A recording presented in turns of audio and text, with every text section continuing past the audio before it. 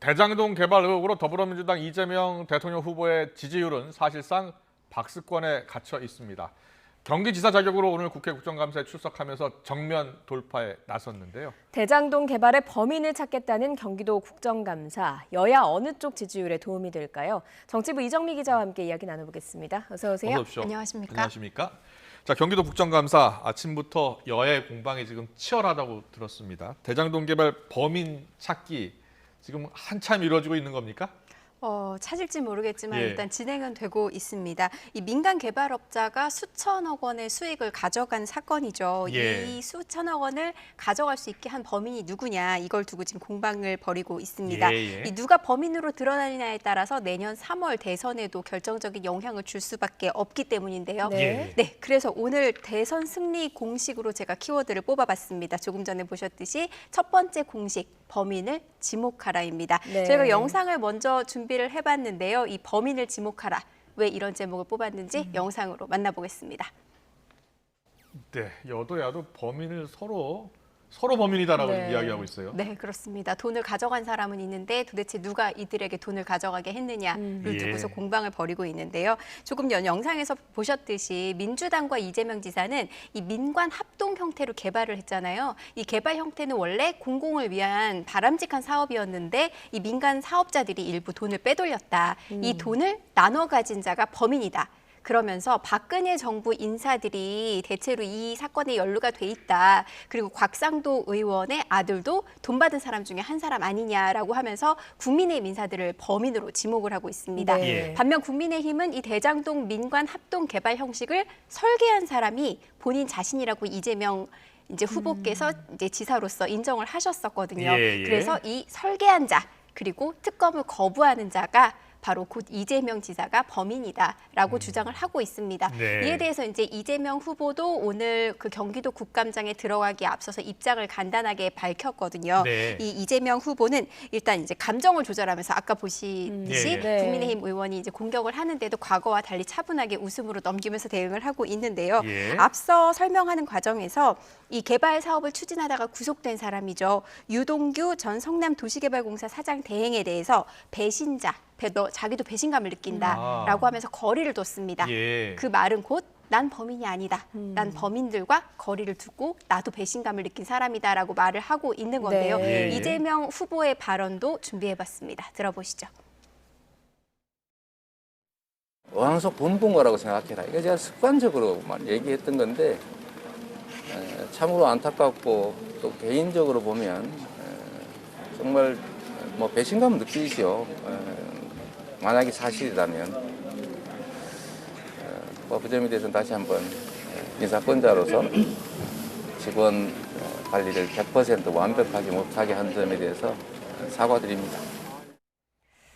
뭐 배신감을 느낀다, 사과한다 이렇게 하면서 사실상은 선을 긋고 있는 모습인데 지금까지 대장동 의혹은 사실 민주당과 이재명 지사에게 좀 악재로 작용했던 걸로 보이긴 하거든요. 네, 최근 지지율 변동을 봐도 지금까지는 그렇게 보입니다. 네. 물론 오늘 이 국정감사에서 이재명 후보가 어떻게 돌파할지는 지켜봐야겠지만 이 지지율상으로는 그런데요. YTN 리얼미터에 의뢰해서 매주 실시하는 정례 조사가 있습니다. 예. 여기를 보면 국민의힘 정당 지지율이 40%를 넘어서 역대 최고를 기록을 했습니다. 지금 화면으로 나가고 있는데요. 국민의힘 지지율 41.2%를 기록을 네. 했습니다. 전주에 39.2%였으니까 2%포인트 상승했습니다. 반면 민주당은 하락했는데요. 31.4%에서 29.5%로 떨어졌습니다.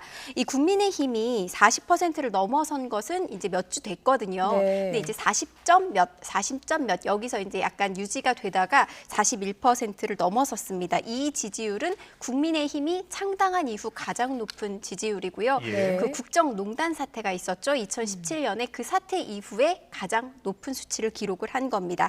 반면 이 민주당 지지율이 30% 아래로 떨어진 것은 최근 16주 만입니다. 넉 달 만에 이 아래로 떨어진 건데요. 한 달 전부터 그래도 30% 초반 때는 유지를 하고 있었는데 예. 30% 아래로 떨어진 겁니다. 이게 당 지지율뿐만이 아닙니다. 이재명 후보도 역전을 허용했습니다. 네. 양자 대결 조사가 있는데요. 오늘 발표된 KSOI 한국사회여론연구소가 조사한 겁니다. 이 윤석열, 홍준표 두 주자 모두 양자 대결에서 이 이재명 후보를 오차 범위 안에서 앞서는 것으로 나타났는데요. 먼저 지금 보고 계신 게 이재명 후보 대 윤석열 전 검찰총장입니다. 윤석열 전 검찰총장 최근에 좀 주춤했었는데요. 이번 주에 37.1%로 뛰어올랐습니다. 그 전주가 33.2%였으니까요. 네, 꽤 많이 올랐죠. 네. 반면 이재명 후보는 35.8%에서 35.4%로 0.4%포인트 하락했습니다. 결과적으로 37.1 대 35.4. 네, 윤석열 전 검찰총장이 앞서는 것으로 나타났고요. 네. 또 다른 후보가 있죠. 네, 홍준표 후보요. 의원과 이재명 후보와의 대결도 마찬가지입니다. 홍준표 의원이 2.9%포인트 오르면서 35.9%를 기록했고요. 이재명 후보는 35.2%에서 34.6%로 소폭 하락하면서 결과적으로 홍준표 의원에게 오차 범위 내에서 밀렸습니다. 네. 이재명 후보 입장에서는 이제 민주당 대선 후보가 된 지 일주일 됐거든요. 그렇습니다.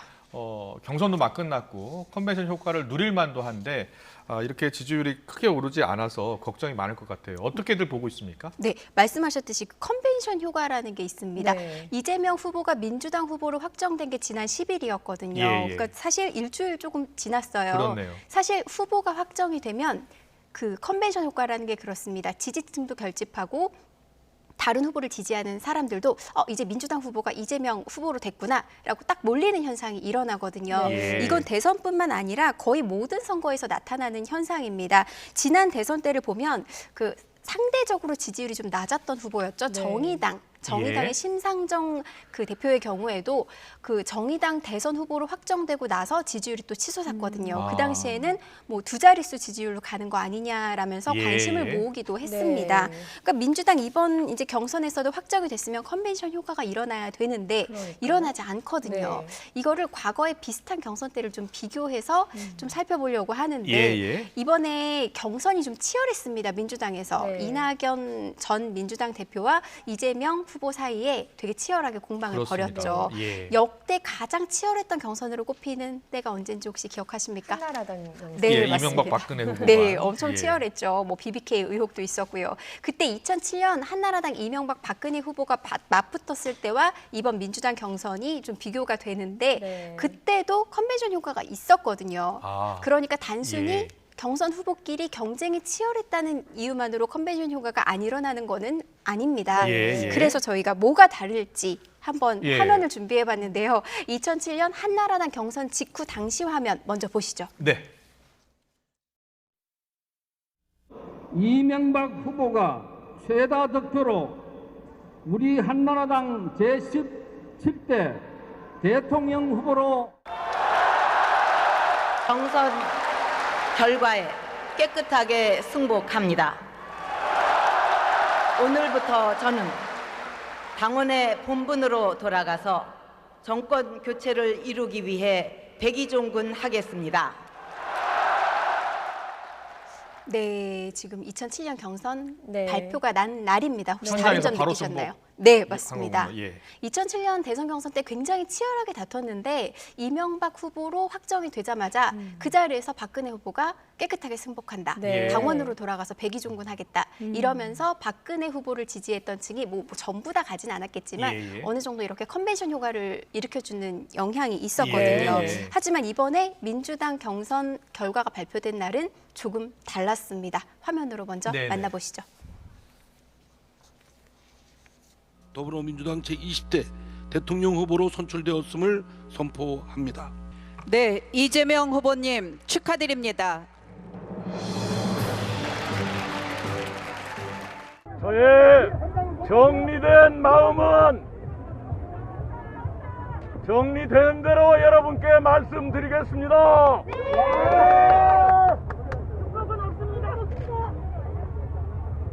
여러분, 늘 차분한 마음으로 책임 있는 마음으로 기다려 주시기 바랍니다. 네, 이게 민주당 이제 그 대통령 후보가 예. 발표된 네. 당일이었는데 이날 이낙연 전 대표가 이렇다 할 입장을 밝히지를 않았습니다. 네. 그리고 며칠이 지나서 이 무효표 계산이 잘못됐다고 당에 이의 제기를 했죠. 예. 이 무효표 계산이 제대로 된 게 맞냐 아니면 틀리냐 이거는 논외로 일단 민주당 경선이 끝나고 나서 뭔가 이렇게 정리되지 않은 분위기를 보인 게 어느 정도 이제 컨벤션 효과를 일으키지 않은 원인이 됐다는 네. 게 여론조사 기관의 분석입니다. 그렇군요. 예. 그리고 여기에 더해서 이런 논란이 막 계속되고 있는 중에 이재명 후보는 또 대장동 의혹에 또 휩쓸렸죠. 아. 이러면서 상대적으로 이 컨벤션 효과가 일어나지 않았다. 제가 조금 전에 통화를 하고 왔더니 여론조사 기관 분들이 대체적으로 이런 분석에 동의를 하고 있었습니다. 그렇군요. 예. 그렇다면 이재명 후보 측에서도 어떤 필승 전략이라고 해야 될까요? 그런 것들을 좀 계산을 하고 있을 것 같거든요. 네, 그럴 것 같습니다. 아마 오늘 국정감사를 적극적으로 내가 임하겠다라고 한 거, 정면 돌파한 예. 것도 그 약간 뭐 이런 전략의 하나겠고요. 예. 이제 또 하나는 윤석열 전 검찰총장을 집중적으로 공격을 하고 있습니다. 네. 그래서 두 번째 키워드, 대선에 임하는 이 전략의 두 번째는 강자를 공격하라로 네. 뽑아봤습니다. 예. 이 국민의힘 대통령 후보는 아직 결정은 되지 않았습니다. 4자 구도로 경선이 진행이 되고 있는데요. 네. 이 가운데 이제 문재인 정부와 대립각을 세워왔던 대표적 주자죠. 이 윤석열 전 검찰총장을 향해서 이재명 후보가 공격을 강화하고 있습니다. 예. 자, 국민의힘 후보 11월 5일 결정되죠. 네, 그렇습니다. 강자를 공격하라. 보니까 국민의힘은 이재명 후보 공격을 하고 있는 것 같고 민주당은 윤석열 전 총장 공격에 집중하고 있는 그런 양상이에요. 네, 그렇습니다. 어제 오늘 이 양당의 대응을 보면 예. 이미 후보가 결정이 됐나? 이재명 대 윤석열인가라는 그런가요? 착각을 불러일으킬 예. 정도로 공세가 집중이 되고 있습니다. 이재명 후보와 윤석열 전 검찰총장 본인들도 서로를 향해서 총을 겨누고 있는데요. 어제 오늘 SNS에 이제 글들을 올렸습니다. 이재명 후보는 윤석열 전 검찰총장을 향해서 이 과거에 대장동 이 사업과 관련한 부실 대출을 수사를 하지 않았냐. 네. 그때 수사했을 때 제대로 수사를 하지 않았다. 그래서 그 남은 세력들, 이제 이재명 후보의 말에 따르면 예. 이 국민의힘 토건 세력들이 이 미련을 못 버리고 그 돈을 가지고 다시 투자를 해서 이런 일을 일으켰다. 그러면 과거에 이 민간 개발을 추진할 당시 이 대장동 개발이 초창기에 민간 개발을 추진하다가 뇌물 사건에 연루가 되면서 네. 공공 개발로 전환이 됐다가 예. 이재명 시장이 이제 민간과 공영의 합작 형태를 추진을 한 거거든요. 그렇죠. 그래서 이 네. 민간 개발 때 이제 문제가 됐을 때 저축은행에서 대출금에 대한 수사를 제대로 안 했다면서 윤석열 전 검찰총장을 대장동 의혹으로 끌어들였습니다. 그렇군요. 그리고 또 이제 예. 윤석열 전 검찰총장은 SNS를 매일 이렇게 자주 올리는 편이 아니거든요. 하지만 어제 오늘 이재명 후보를 겨냥해서 이 이재명 패밀리가 국민 약탈을 상습적으로 하고 있다라면서 백현동 사업까지 거론을 했습니다. 네. 대장동 사업 말고 또 이제 추가 의혹을 제기하고 있는 국민의힘 쪽에서 제기하고 있는 사업들이 몇 가지 예. 있거든요. 이 백현동 사업이라는 것은 뭐 식품연구원이 건물을 짓는 과정에서 그 당시 이제 뭐 성남시나 이런 쪽에서 그 용도 변경을 해준 부분이 네. 있습니다. 이것도 의혹이 있지 않냐면서 윤석열 전 검찰총장이 그 사안들을 하나씩 언급하면서 SNS에 굉장히 자세하게 이재명 후보를 겨냥하면서 공격을 펼쳤습니다. 네. 예. 그런데 사실 말씀하셨듯이 국민의힘 후보 아직 결정 안 됐거든요. 네. 여기서 서운한 분들이 있겠죠. 네, 그러니까요. 홍준표 의원 네. 당연히 서운할 겁니다. 오늘 부산 방문한 자리에서 이렇게 윤석열 전 검찰총장만을 공격하는 것은 민주당의 고도의 술책이라고 지적을 했습니다. 결국 결과적으로 비리 후보끼리 경쟁을 하게 됐으니 이 민주당에서 문제가 있는 예. 후보를 더 내세우려고 하는 거 아니냐고 지적했는데요. 네. 이 홍준표 의원의 발언도 들어보시죠. 윤석열 후보와 대선을 치러야지 대장동 비리가 묻힐 수 있다. 그렇게 보고 지금 집중 공격을 하고 있고, 홍준표에 대해서는 이재명 측에서 의도적으로 대답도 하지도 않고 대결 구도를 만들지 않고 있습니다. 그거는 민주당의 고도의 술책입니다. 홍준표 의원을 두려워하고 있기 때문에 공격을 하지 않는 거다. 오, 정확하십니다. 예. 그 멘트도 오늘 홍준표 의원이 하셨습니다. 했어요? 예. 나를 두려워하기 때문에 민주당에서 아. 윤석열 전 총장을 띄우려고 한다라고 예. 주장을 하셨습니다. 아, 그렇군요. 네, 근데 홍 의원으로서는 이제 좀 억울할 만도 합니다. 사실 지난 토론회에서 윤석열 전 검찰총장을 향해서 도덕성 문제를 계속 제기를 했었거든요. 예, 예. 그러면서 이제 윤석열 전 총장에게 부인의 이제 도이치모터스 주가 조작 의혹과 관련해서 통장 내역을 공개하라라고 윤 전 총장도 공격을 했는데 네. 윤 전 총장 측에서 공개하겠다. 라고 했는데 지금까지 아무런 답이 없습니다. 네. 그러니까 홍준표 예. 의원이 이재명 후보도 공격을 하고 윤석열 전 검찰총장도 공격을 하는데 둘 다 반응하지 않고 있습니다. 어떻게 보면 이쪽에선 또 무대응 전략일 수도 있겠죠. 예. 굳이 홍준표 의원을 띄워줄 필요가 없는 거죠. 또 하나 억울한 이유는 지지율을 봐도 그렇습니다. 네. 사실 국민의힘의 최근 여론조사를 보면 이 윤석열 전 검찰총장이 뚜렷하게 혼자 원탑은 아니거든요. 예, 홍준표 예. 의원도 약간 양강입니다. 양강 구도를 예. 형성을 네. 하고 있는데 사실 약간 무시당하는 느낌을 받을 수도 있을 것 같습니다. 이 범보수권 차기 대선 후보 적합도 추이도 조사 저희가 띄워봤는데요. 어떻게 나왔습니까? 네, 이게 지금 10월 첫째 주, 둘째 주, 셋째 주 추이입니다. 윤석열 전 검찰총장이 29.6%에서 살짝 내려갔었습니다. 네. 주춤하다가 그다음에 이제 이번 주 조사에서 29.1로 다시 껑충 뛰어 올랐습니다. 예. 아까 양자구도에서 좀 나타났는데 이거는 이제 또 비슷한 추이라고 볼 수 네. 있겠죠. 홍준표 의원도 살짝 내려갔다가 다시 반등하는 모양새를 띄고 그러네요. 있습니다. 예. 두 주자는 29.1대 28.5 오차 범위 내에서 양강 구도를 형성을 하고 있고요. 유승민 전 의원과 원희룡 전 제주지사도 약간 이제 오르는 추세이긴 합니다. 오르는 추세인데 전주와 비교해 보면 유승민 전 의원은 10.5에서 11.7로 소폭 올랐고요.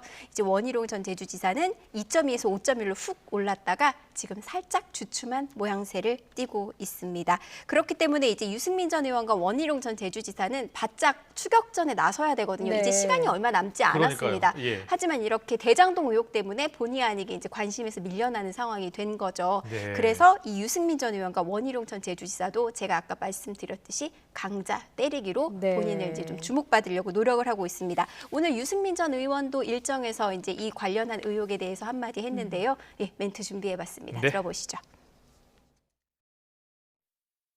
김만배와 유동규 이 두 사람은 이재명 지사로부터 버림을 받고 참으로 원통하고 분하겠다 싶은 그런 생각이 들었습니다.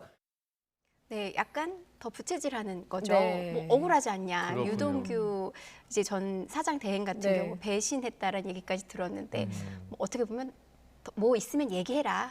알고 있는 게 있으면 얘기해라라는 이런 취지일 수도 예, 있고요. 예. 그리고 이제 이재명 후보와의 뭔가 연관성이 있다라고 공격을 하는 걸 수도 있고요. 네. 더 적극적인 건 대장동 일타 강사라고 혹시 들어보셨습니까? 예, 들어봤습니다. 네, 원희룡 전 제주지사가 칠판에 막 쓰면서 설명하던데요. 네, 맞습니다. 보신 분 있으실지 모르겠는데 이제 유튜브 방송에서 네. 칠판에다가 이제 대장동 의혹 일반인들은 잘 모르시잖아요. 그걸 간략하게 요약하는 이런 일타 강사로 이제 이재명 후보를 적극 공격하고 있는데요. 예. 오늘 이재명 지사, 그러니까 후보죠. 이재명 후보인데 경기도 지사로서 국정감사를 진행을 하고 있는데 오늘 아침부터 올데이 라방이라고 하죠. 하루 종일 유튜브 방송을 하고 있습니다. 그래서 네. 이재명 후보에 관련된 민주당의 주장 중에서 이건 틀렸다, 이건 예. 맞다. 그다음 국민의힘 의원들이 질의한 것 중에서 이 질은 잘했다.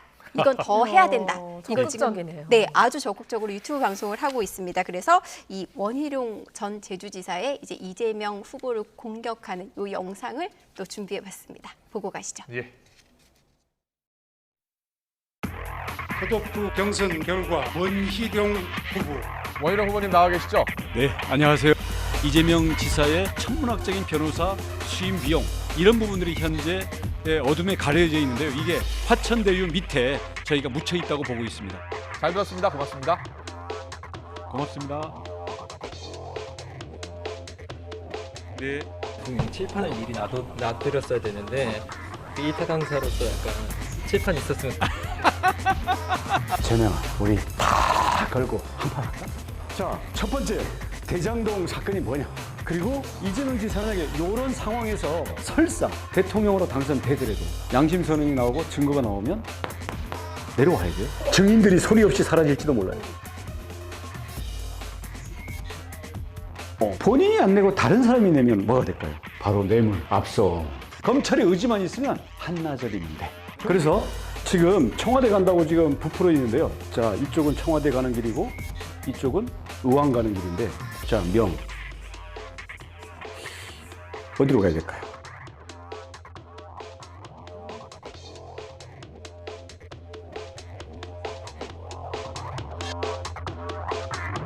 국민이 대전에서 뭐랄까 질의를 해야 되는데 왜 떠나가지고, 근데 이제 우리는 그냥 완전히 그냥 방탄국회가 돼버려가지고. 여러분 실망하지 마십시오. 첫 탐색전의 의미가 있고요. 앞으로 최소한 이게 이 가을 야구가요. 이 시리즈가 최소한 10몇 번 있습니다.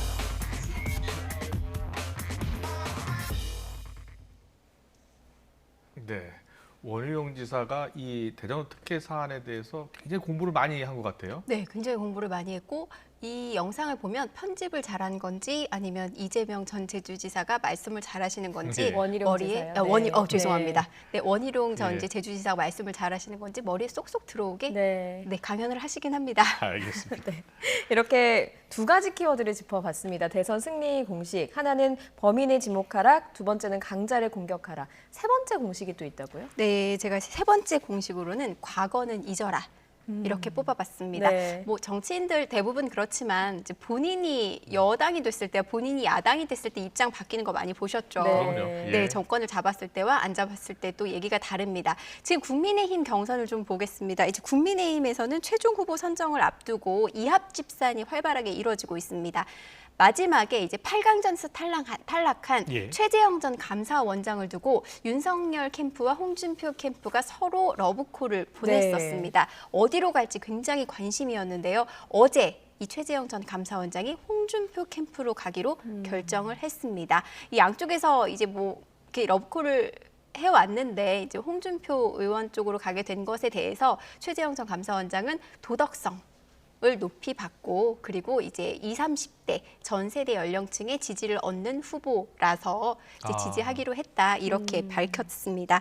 그리고 이제 뭐 홍준표 의원이 최재형 전 감사원장뿐만 아니라 8강에서 탈락했던 안상수 전 인천시장도 영입을 했고요. 예. 최근에는 이현주 전 의원도 또 영입을 했습니다. 이렇게 세불리기를 본격화하고 있고요. 어제 이제 또 거기에 반격해서 윤석열 캠프에서는 원내대표를 지낸 분이죠. 주호영 의원을 또 캠프 선대위원장으로 영입을 했습니다. 네. 사실 세불리가 본격화되고 있는데, 사실 홍준표 의원은 이 경선 초기에 윤석열 캠프 쪽에서 의원들을 이제 대거 이제 캠프에 영입을 할 때 비판을 해왔어요. 구태다. 예. 의원들을 왜 줄 세우기를 하냐. 나는 이렇게 선거한 적이 한 번도 없다라고 예. 얘기를 했거든요. 예. 하지만 지금은 좀 입장이 바뀌었죠. 과거 이제 홍준표 의원이 어떻게 얘기했는지 한번 직접 들어보겠습니다. 그럴까요? 네.